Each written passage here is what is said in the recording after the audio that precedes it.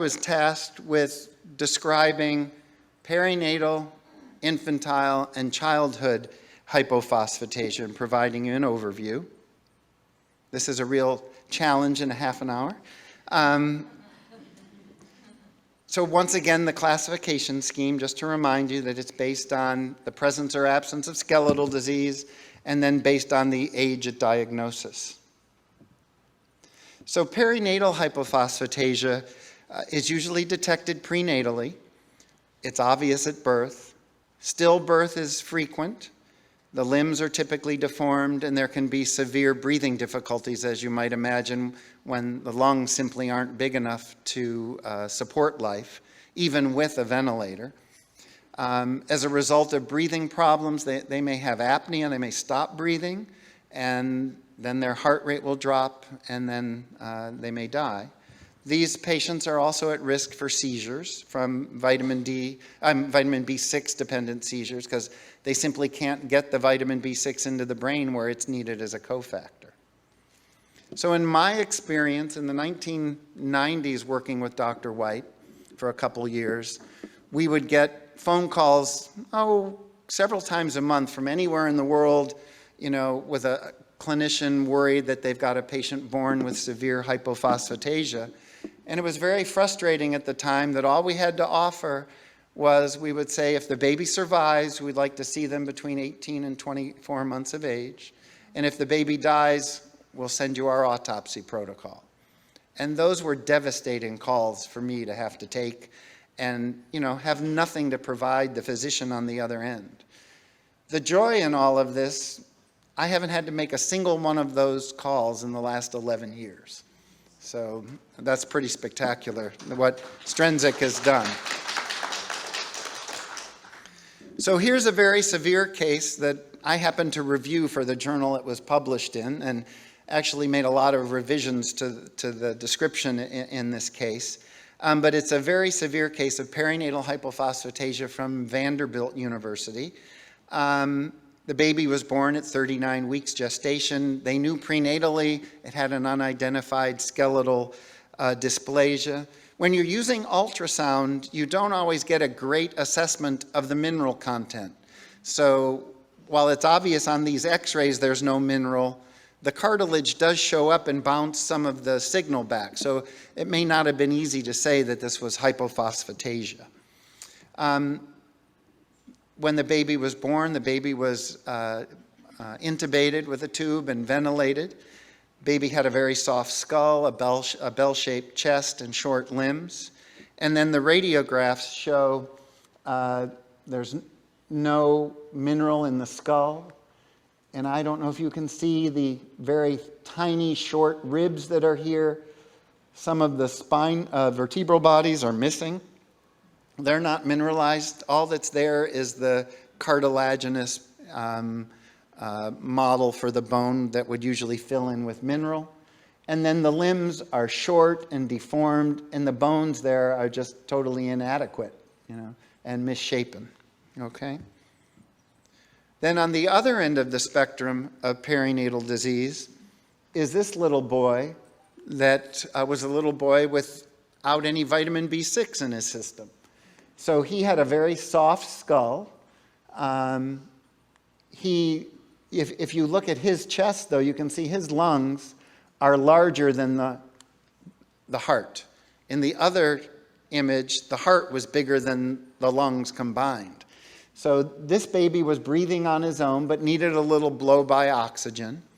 You can see, if you can see the ends of the bones here, they're all rachitic. There's all sorts of missing mineral here and down in the leg bones.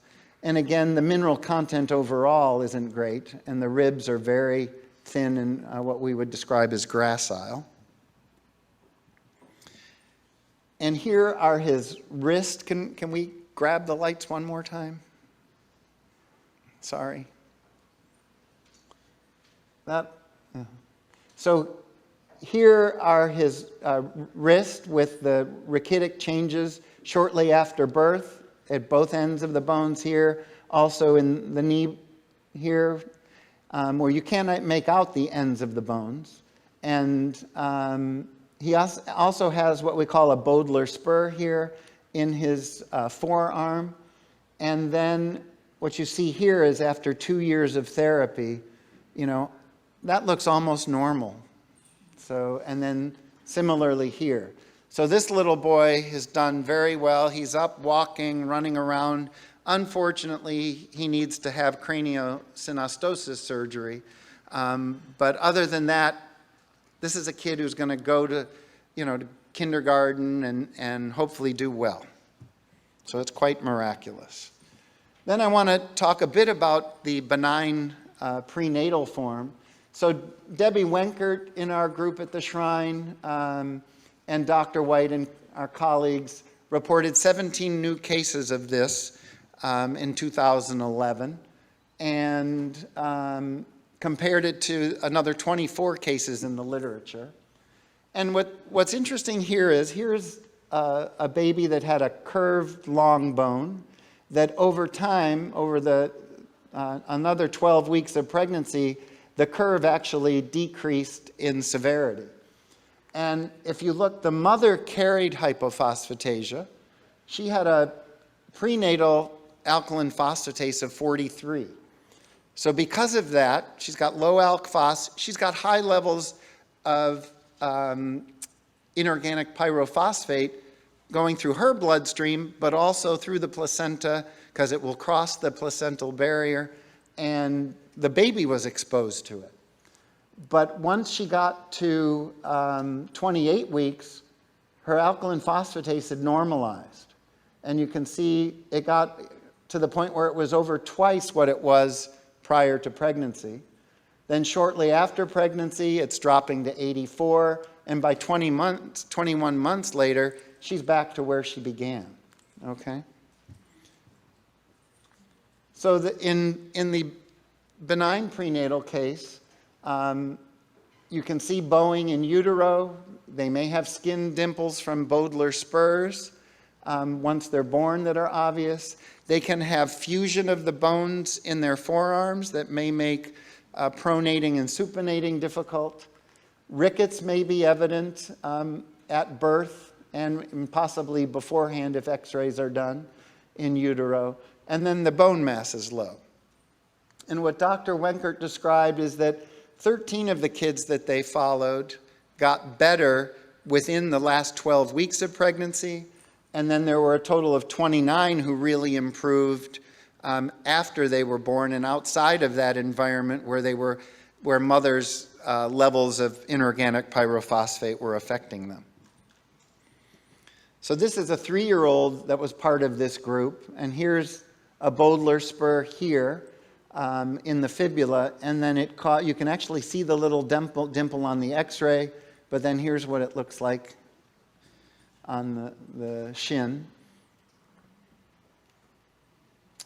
And this is kind of a sad case of a family we've cared for that came to St. Louis. They had a previous baby that had been diagnosed with a lethal skeletal dysplasia in utero, and they chose to terminate the pregnancy. This is actually an x-ray of that baby after it was delivered. But then they had a second pregnancy, and the same ultrasound findings were identified. The baby has a severe skeletal dysplasia. Well, the parents decided we're not going to terminate this pregnancy. And the baby was born and actually found to have hypophosphatasia. And the skeleton markedly improved. From in utero, there were bowing of the arms, forearms, thighs, legs, and there were metaphyseal changes present at birth. But by 6 months of age, outside of that environment, his skeletal findings had improved markedly. Okay? The mother has the most common autosomal dominant mutation in the US. We have 30 to 40 families we have followed with this 1133A to T mutation. We call it the Mayflower mutation because we think it arose somewhere early in American history because it's all over the country. It's only in the US. And there's an endocrinologist out east who says his family didn't come over on the Mayflower, but came over on the 3rd or 4th ship from Europe, and his family has this same mutation. So, and And this is this patient. I met him a few years before this, but this is our most recent photograph of this little boy, and not so little anymore. And he has mild childhood hypophosphatasia. And we finally started him on Strensiq in 2015, and most of his clinical findings on X-ray improved dramatically. In terms of treatment, this is the first little girl that was treated with Strensiq. So she was noted to have ultrasound findings prenatally mid-trimester, bowed and angulated extremities, low ALP and long bone bowing at birth, had very little rickets at birth, and was sent home with perinatal hypophosphatasia for palliative care. At 5 months, she was failing to thrive. She had high blood calcium, so they put her on a low calcium diet. She had feeding and breathing difficulties and worsening bony changes. Well, then Cheryl Greenberg succeeded in getting a research protocol together for the aspartase alpha trial in Calgary, I think, or Winnipeg, Canada. And they flew this little girl from London, or from England, to Dr. Greenberg's care, and she was the first baby to get therapy. And let's see, can we get the, oh, there she is. So she's working very hard to breathe, breathing way too fast for a little girl her age. She was about 7.5 months at that point. Let's see, could we?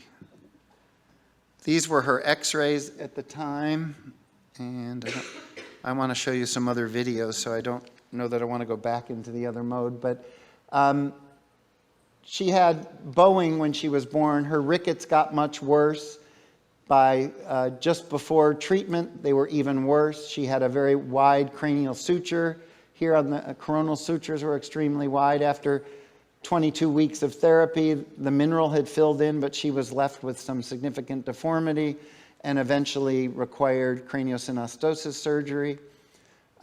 She also, her ribs got much better here. I don't know if you can see the caliber of the ribs getting markedly wider. And so her respiratory status improved. By about 12 weeks of therapy, she was, I think, taken off of most of the respiratory support she was on. Just some other views of improvement. But then here she is. This is at a year of therapy. Let's see. Okay, she uses the wall a little bit, but quite miraculous. Okay. And then here she is another year later, almost able to run. Okay. And then Dr. White also has videos of her at age 5 riding a bicycle. Okay. So let's see, now we'll go back. There we go. Oh, now it's working. That's interesting. Okay. So then infantile hypophosphatasia, diagnosed before age 6 months, but after the first week. So the perinatal period really ends after the first week of birth. So it overlaps with the neonatal period, which begins at birth and goes to 28 days usually, and by definition. So these kids have a downward spiral. I think probably the first kid I took care of with hypophosphatasia was identified at 5 months of age, and at the time there was no treatment in the early or late 1980s, and we just watched his bones demineralize, and it was heartbreaking. These kids will have wide fontanelles. They're often weak and hypotonic. They have high levels of calcium in their blood. They may have functional craniosynostosis, where the unmineralized bone there can actually fuse without any mineral in it and leave you with craniosynostosis despite the lack of mineral. They can develop flail chest, where instead of their chest expanding when they breathe, the diaphragm drops and it pulls the ribs that are unmineralized in, so you don't get any effective transfer of air in your lungs. They can have seizures with vitamin B6 dependency, and then about 50% of these kids prior to the availability of Strensiq would die and 50% would live, and we had no way of distinguishing which one would do which. So that was often a very difficult situation. They often survive with significant rickets and bony deformities. And this is the first little girl that Dr. White treated with the plasma from Paget patients. She's 4 months old here, and she's propped up to look like she's sitting.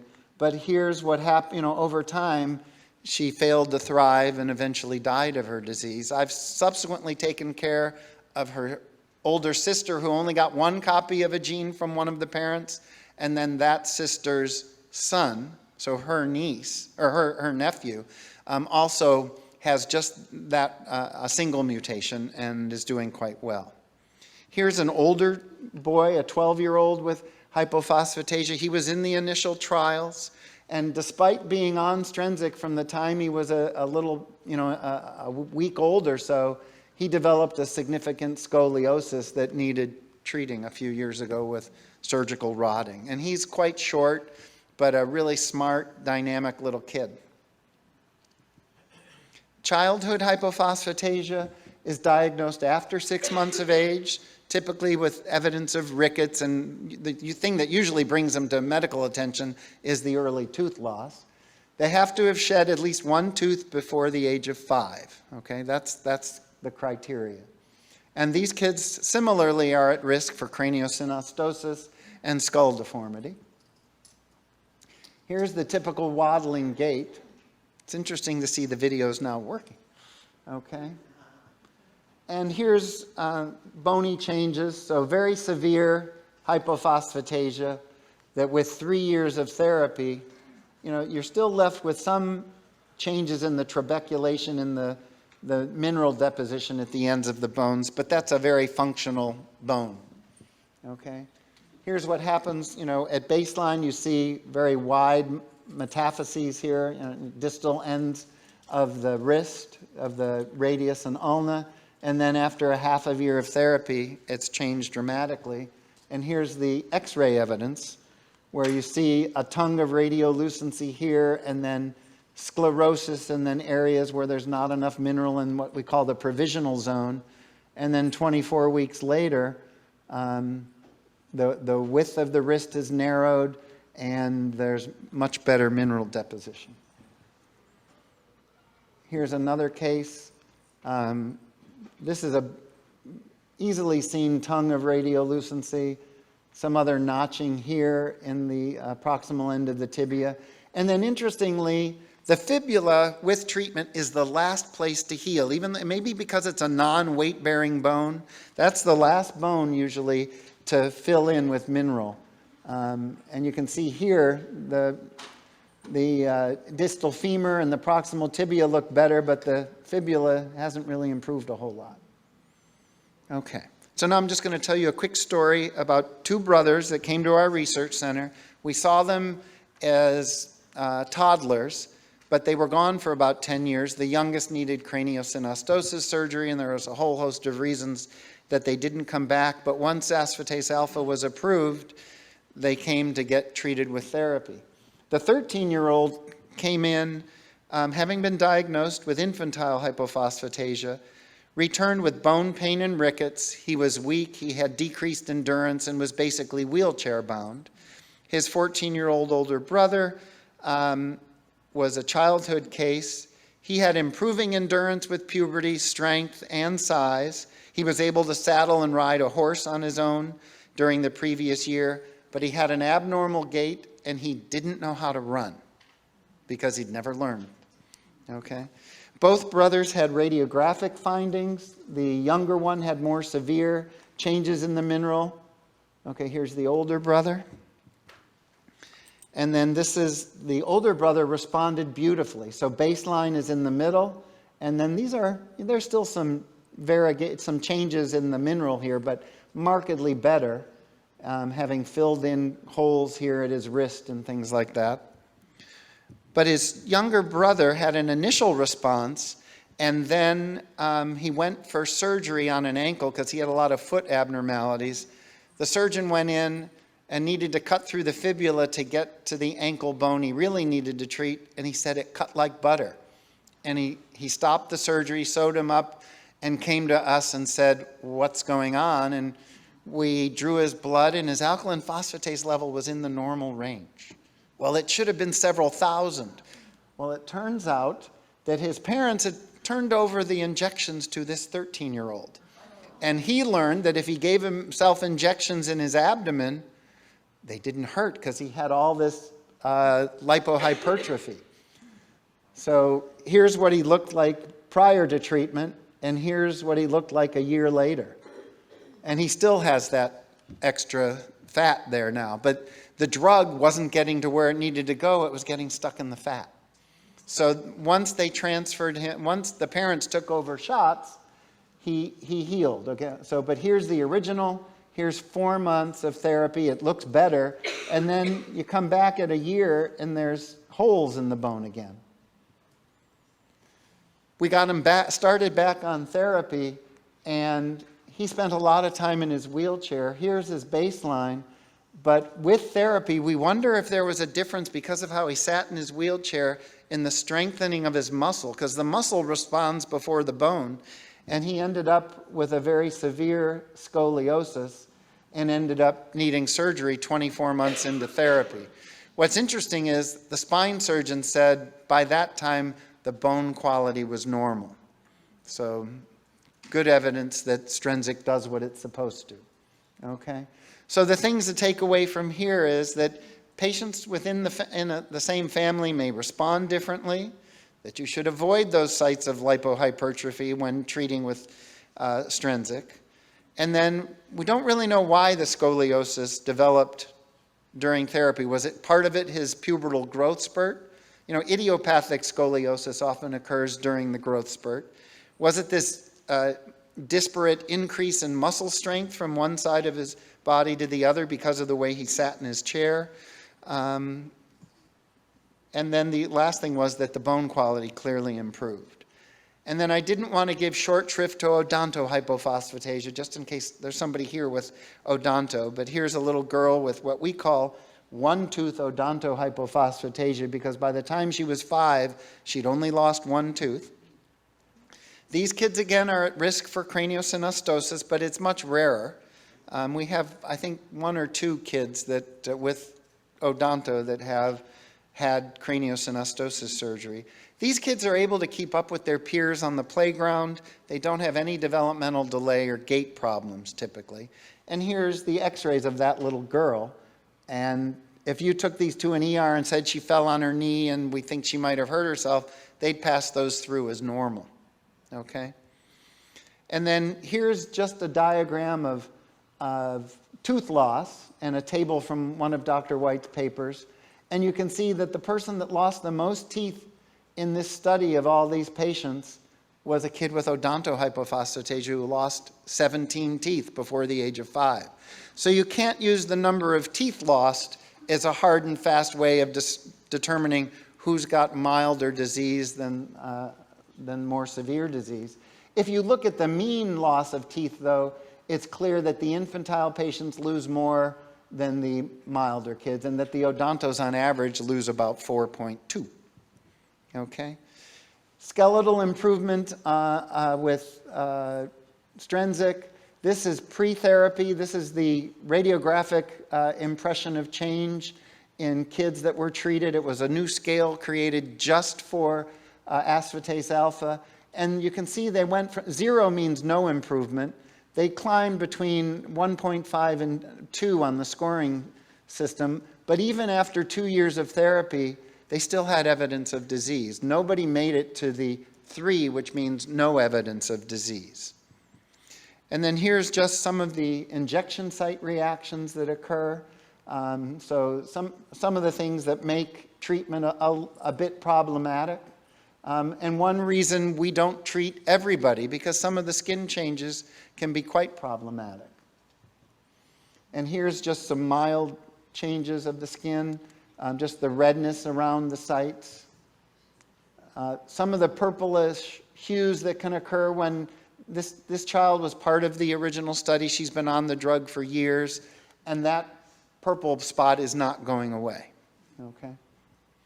And then I had other examples of lipohypertrophy that I chose not to show. But then here's just evidence of improvement in the rachitic changes over time. But after 5 years, Dr. McAllister could still point out little changes. Okay? And then this is just one of our patients who, let me go back.